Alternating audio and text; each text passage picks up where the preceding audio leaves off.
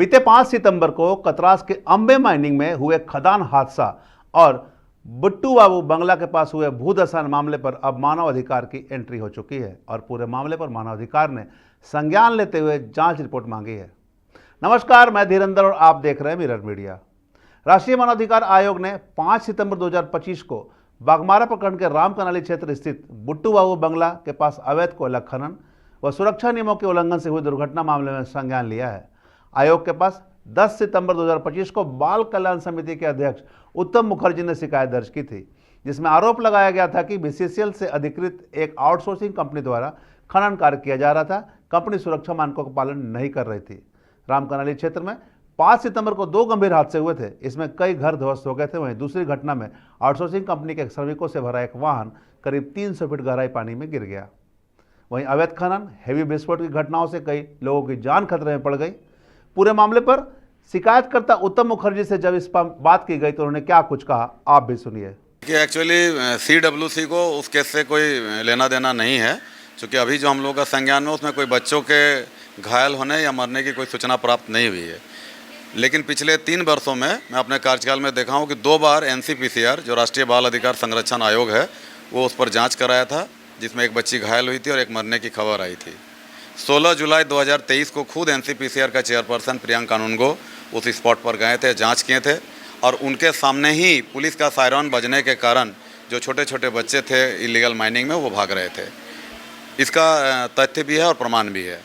अभी हाल में जब घटना हुई तो मेरे संज्ञान में यह मामला आया और मुझे लगा कि मीडिया में भी यह खबर बार बार आती है, आपने केसरगाड़ा में देखा, तेतुरिया में देखा, सब जगह कि बहुत सारे मजदूर ट्रैप है और बच्चों का भी इस्तेमाल उपयोग हो रहा है।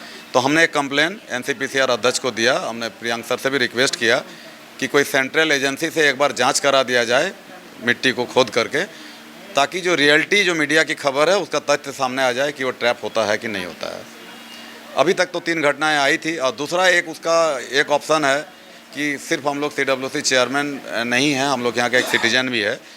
तो इलीगल तरीके से director general of mine safety का जो रूल्स रेगुलेशन है उसका वायलेशन करके किस तरह का आउटसोर्सिंग से माइनिंग हो रहा है और कोल थेफ्ट हो रहा है जिला में, हमने एक रिक्वेस्ट किया है कि इसका एक सेंट्रल एजेंसी से जांच कराकर विधि सम्मत कार्रवाई की जाए। हमने उनका सारा डिटेल्स जिला के बारे में मुझसे पूछा गया था, बताए हैं। लेकिन अभी जो इंसिडेंट है बुट्टू बाबू बंगला कांटा पहाड़ी, उस पर केंद्रित करके बाकी सारा जिला में, चाहे निरसा में हो चाहे यहाँ पर हो, और BCCL एक आपको अब मैं और बात बताना चाहता हूँ कि एक छोटा सा आपके घर में अगर कोई अवैध चीज़ बरामद होता है तो मकान मालिक पर FIR होता है। मुझे आश्चर्य होता है झारखंड में यह देखकर कि BCCL का एरिया में, BCCL का जुरिडिक्शन का माइंस में घटना होती है, लेकिन आज तक BCCL के एक प्यून तक कभी आरोपी नहीं बनाया जाता है। ये बहुत दुखद है और मुझे लगता है कि एक तरह यूनिफॉर्म कोई लॉ धनबाद में नहीं है।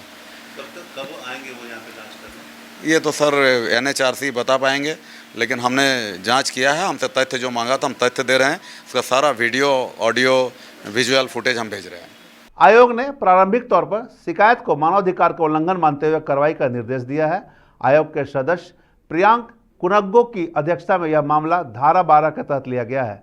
आयोग ने DG को निर्देश दिया है कि वे तथ्य एकत्र कर 48 घंटे में रिपोर्ट प्रस्तुत करें। वही उचित कार्रवाई कर रिपोर्ट भेजने का आदेश भी दिया गया है।